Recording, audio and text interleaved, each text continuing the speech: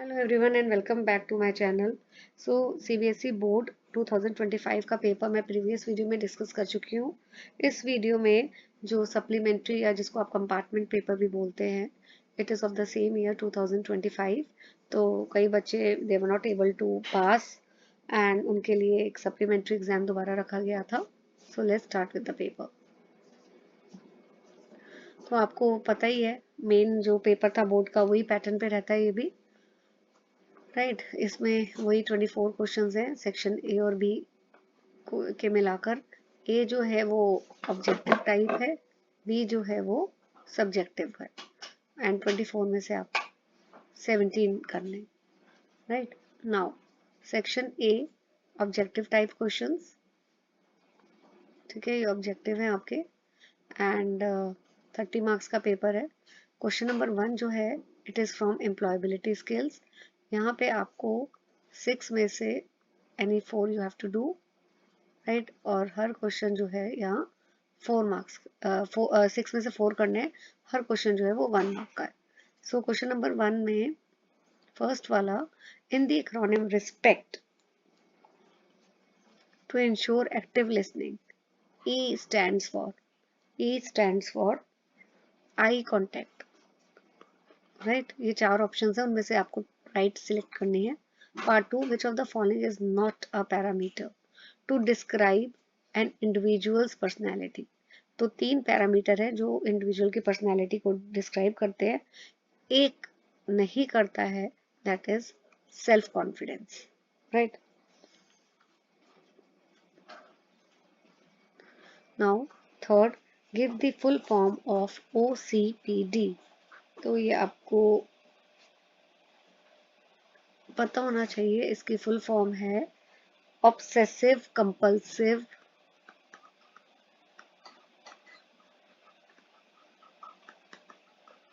Right personality disorder.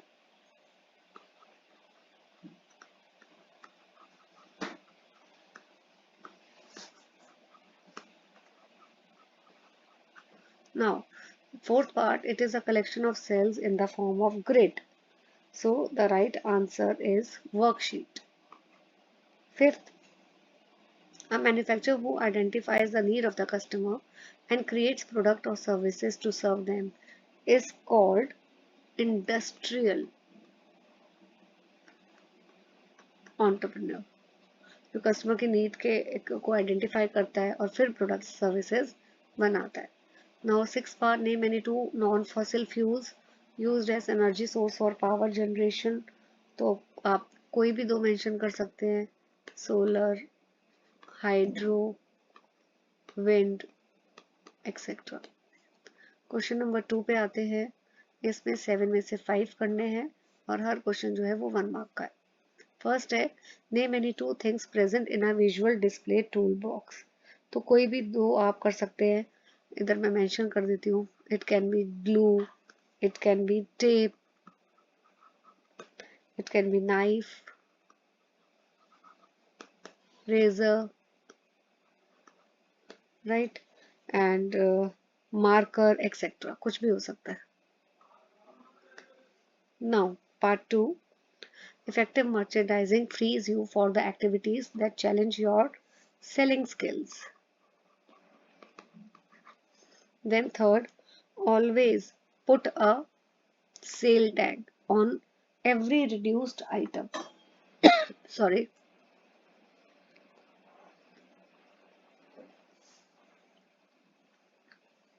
The ability to coach, mentor, and build the capabilities of people is called people developer.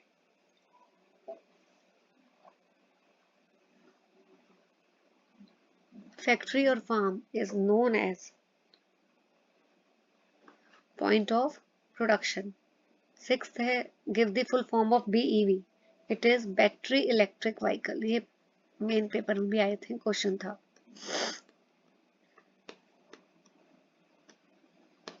Seventh part, it is he is in charge of the staff that directly assist hotel guest. So the answer is front desk supervisor.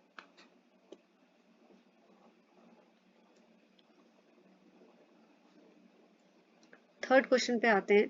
7 में से आपको 6 करने हैं और हर question जो है 1 mark का है।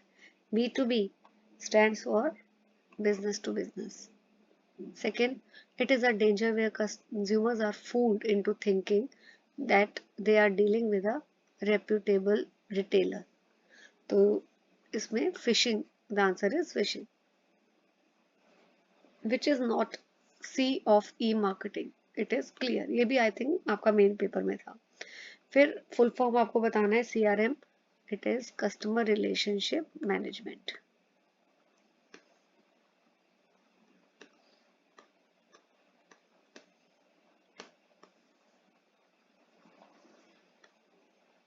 Right. Fifth, the most common function of business to business outbound telemarketing does not include contract management. Then, sixth, IBM's marketing and internet team coined the term e-business. Give the full form of MSR. So it is magnetic stripe readers.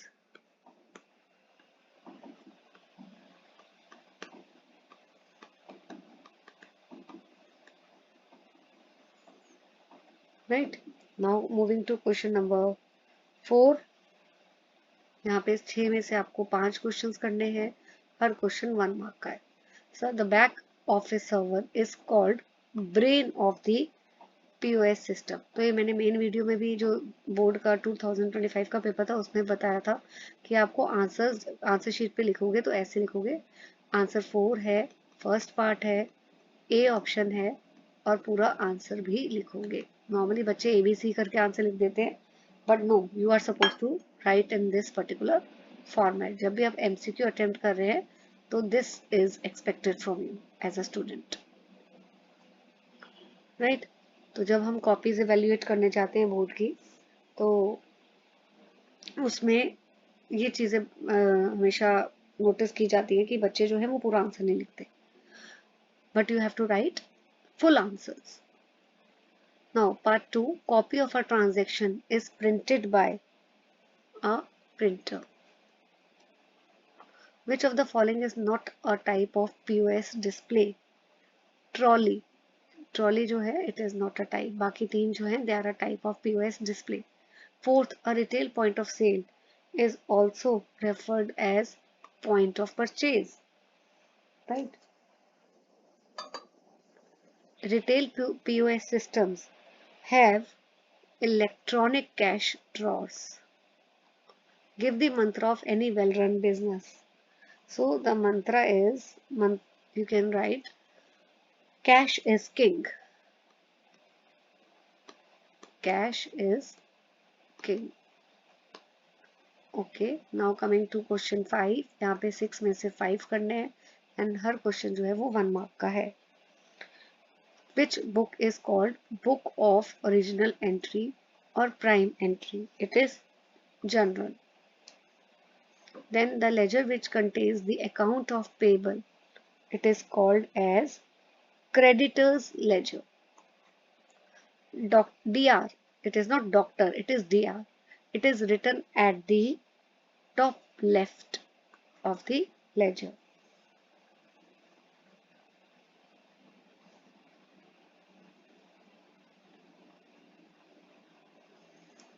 Fourth, depositor who draws the check is called drawer. It is a statement of assets and liabilities of a firm.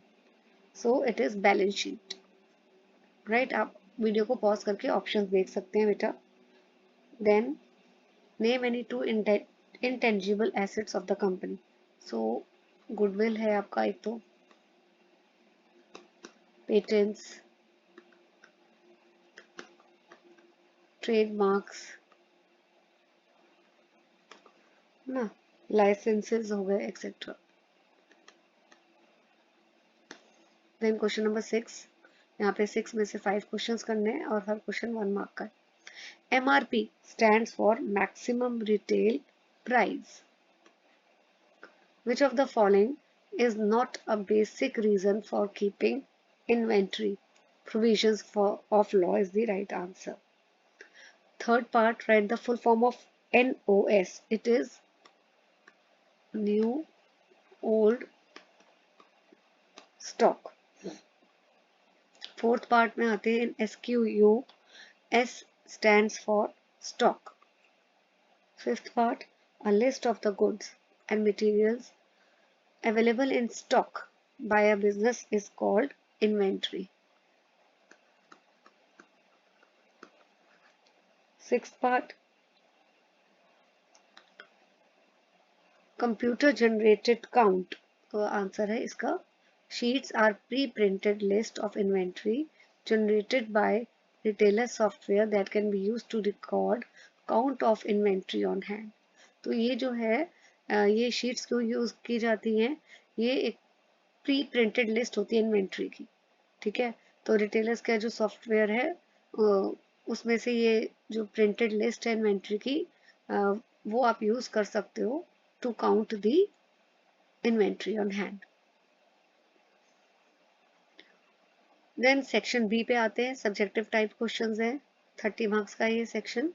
और पहले जो 7 से 11 तक के questions हैं ये वाले employability skills में से हैं, जिसमें 5 में से 3 करने हैं। Each question carry 2 marks, right. Okay, right the stages of active listening. तो स्टेजेस हैं receiving,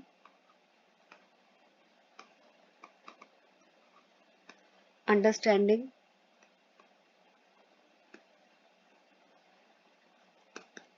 remembering,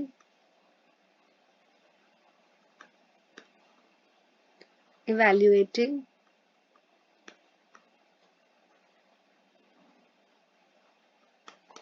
and responding,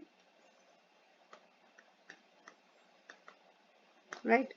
Now define intrinsic motivation. Intrinsic motivation का मतलब होता है वो सारी एक्टिविटीज जिसमें there is no apparent reward.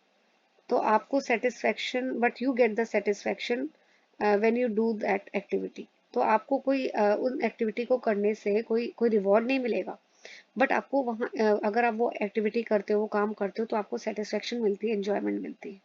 तो और ये कब होता है, when the people are internally motivated to do something. तो बाहर से आपको कोई और एक्सटर्नली कोई आपके पेरेंट्स, आपके रिलेटिव्स नहीं आपको मोटिवेट, आपके फ्रेंड्स मोटिवेट नहीं कर रहे, अंदर से ही आप सेल्फ मोटिवेटेड हो, क्योंकि आपको वो काम करके अच्छा लगता है, खुशी मिलती है। Name any 4 presentation software. So it is, मैं लिख देती हूँ नाम, right, Libre office impress,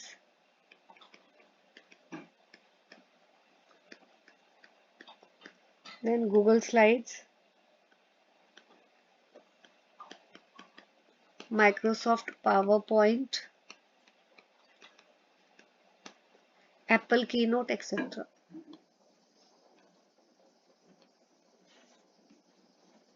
Okay, what do you understand by entrepreneurship development? Entrepreneurship development का क्या मतलब है? It refers to the process of enhancing entrepreneurial skills. तो वो process जिससे entrepreneur की skills increase होती है, enhance होती है, उनकी knowledge बढ़ती है, और कैसे through proper structure training, right, training programs etc. उसी को हम बोलते हैं entrepreneurship development. तो the process by which their skills are improved. State any 4 benefits of green jobs. Green job से क्या होता है, green house gas emission reduce होती है, it helps in controlling waste and pollution. फिर ग्रीन जॉब से जो आपका इकोसिस्टम है वो प्रोटेक्ट होता है। Also it increases the efficiency of raw material. तो ये बेनिफिट्स है। अगर आपने लिखना है तो वीडियो को रिवाइंड करके एक एक पॉइंट आप लिख सकते हैं जो मैंने अभी बोला है, राइट। नाउ नेक्स्ट हमारे पास 12 में से 12 to 16 क्वेश्चंस हैं, राइट। ये वाले ये 5 क्वेश्चंस हैं जिसमें से 3 करने हैं, और यहाँ पे भी हर क्वेश्चन 2 मार्क्स का है। So what do you understand by angled merchandise, right. सो यहाँ पे जब भी हम एंगल मर्चेंडाइज का मतलब क्या होता है, सी ये टेक्निक यूज करी जाती है स्मॉल स्पेस में सबसे पहले, it is used in small space. So when we browse the product in the department, so we will notice ki most we will notice that most, if not all, the displays are angled. It means display is lowest at the front and rises up towards the back. तो हमने देखो angle merchandise इस तरह होती है, angle मतलब यहाँ पे इस तरह जो है प्रोडक्ट्स को डिस्प्ले किया जाता है। तो यहाँ पे जो फ्रंट पे है, हम मोस्टली क्या देखते हैं कि डिस्प्ले जो है सबसे कम फ्रंट पे होता है और धीरे धीरे वो बढ़ता जाता है when we move towards the back. Right the use of cash drawer in point of sale system. So cash drawer का आपको यूज बताना है। राइट मोस्ट जो रिटेल पीओएस सिस्टम्स होते हैं उनके पास they have electronic cash drawers. Right so electronic cash drawer होती है और it is use to hold money collected. तो मेन काम क्या होता है? To hold money collected for goods and services. Now define retail POS. Retail POS मतलब कि retail point of sale. Right it is the first and last interaction that customer have in store. तो ये वो area होता है store का जहाँ पे कस्टमर जो है वो आते हैं and they pay for the purchase they have done. So ये वो एरिया है जहाँ पे customers they make the payment. Right now 15th, two limitations of accounting. तो एक तो ये है it does not record all events. Second आप लिख सकते हो it does not reflect current value. Third limitation कि एस्टिमेट जो भी अकाउंटिंग में किए जाते हैं it is based on personal judgements. And fourth limitation you can write down कि there is inadequate information on cost and profit. 16th question, state the scope of inventory handling. तो scope में क्या क्या आता है? The scope of inventory handling concerns physical handling होती है,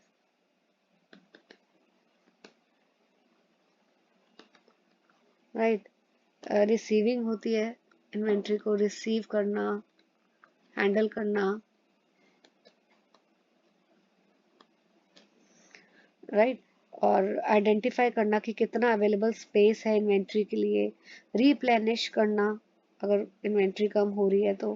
right so on. So this is the scope of inventory handling. Now out of these 3 questions तो आपको 2 करने हैं और यहाँ पे क्वेश्चन जो है वो हर क्वेश्चन 3 मार्क्स का है।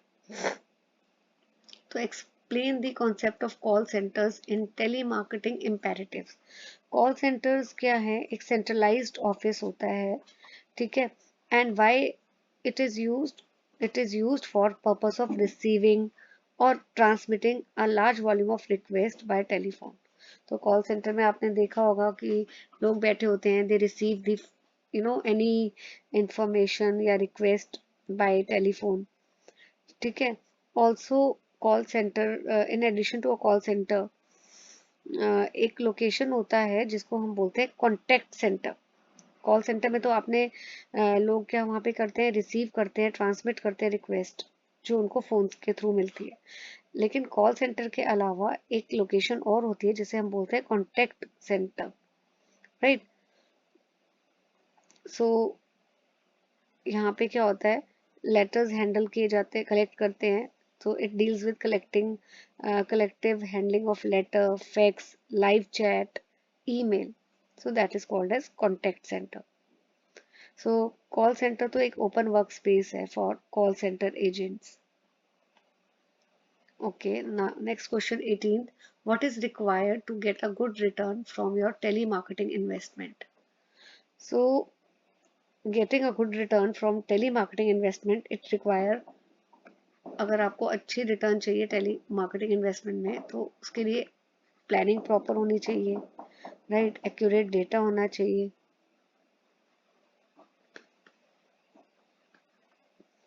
देन गुड स्क्रिप्ट होनी चाहिए, क्योंकि गुड स्क्रिप्ट क्या है, एक तरह से it is a guide for discussions, right, that makes the listener in the direction he or she wants to go.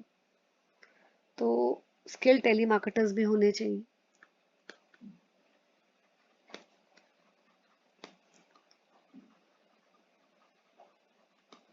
Describe POS marketing. POS को हम बोलते हैं पॉइंट ऑफ परचेज मार्केटिंग. ठीक है, ये अट्रैक्ट करता है शॉपर्स को at the point of purchase. तो मार्केटिंग की जाती है, पहले तो इसको लिख दो आप, पॉइंट ऑफ परचेज मार्केटिंग. सो ये क्यों की जाती है? ताकि रिटेल शॉपर्स हैं, कस्टमर्स हैं, वो पॉइंट ऑफ परचेज में आए. ठीक है, and extra products, additional products वगैरह खरीदे. तो मार्केटिंग इस तरह की जाती है जिसकी वजह से इम्पल्सिव परचेज कस्टमर्स कर लेते हैं. राइट. देन कम्स योर 20 से 24 क्वेश्चंस हैं. 5 3 करने हैं और हर क्वेश्चन 4 मार्क्स का है. सो yes, maintenance is more than a fix it when it breaks function. Explain the maintenance philosophies opted by maintenance organization. तो बहुत सारी हैं. रिएक्टिव मेंटेनेंस तो मैं डिटेल में नहीं करूँगी क्योंकि डिटेल वीडियोस हम लोग इस टॉपिक को कवर कर चुके हैं डिटेल वीडियोस में. अगर आपने नहीं देखी है तो you can go and watch that. Reactive maintenance, corrective maintenance, preventive maintenance, predictive maintenance, right? Maintenance prevention.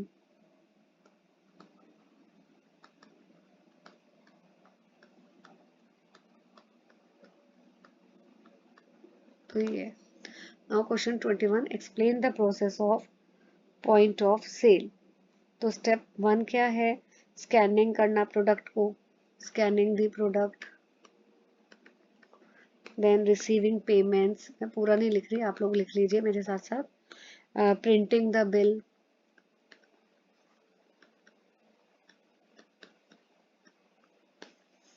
And cash draw.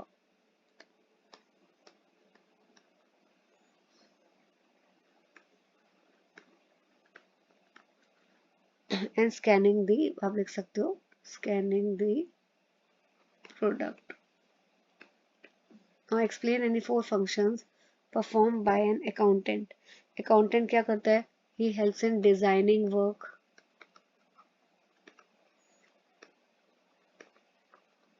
then recording, summarizing work,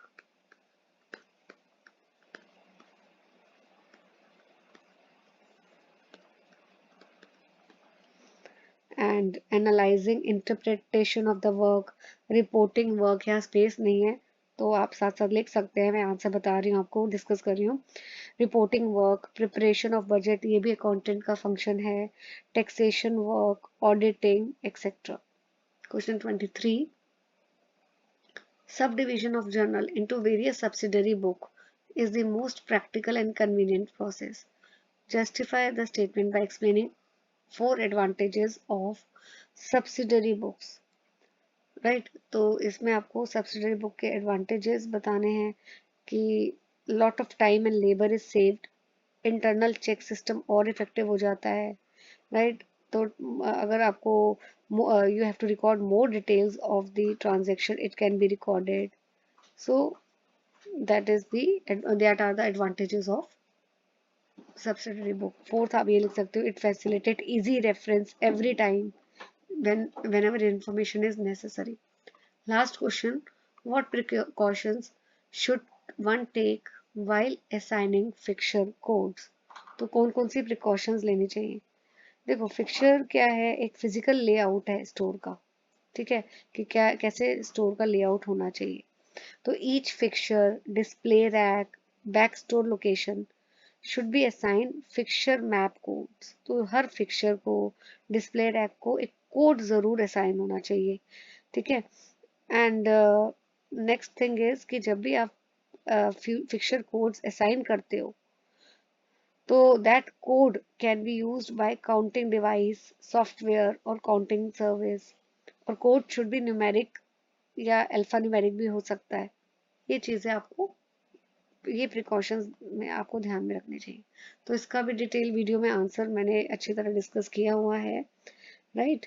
and if you want कि इसकी मार्किंग स्कीम मैं आपके साथ शेयर करूँ, please do comment, put your comments in the comment section. I will be glad to share the marking scheme, right, uh, of this particular paper. In the next video, I'll be covering sample paper that is prescribed by the CBSE.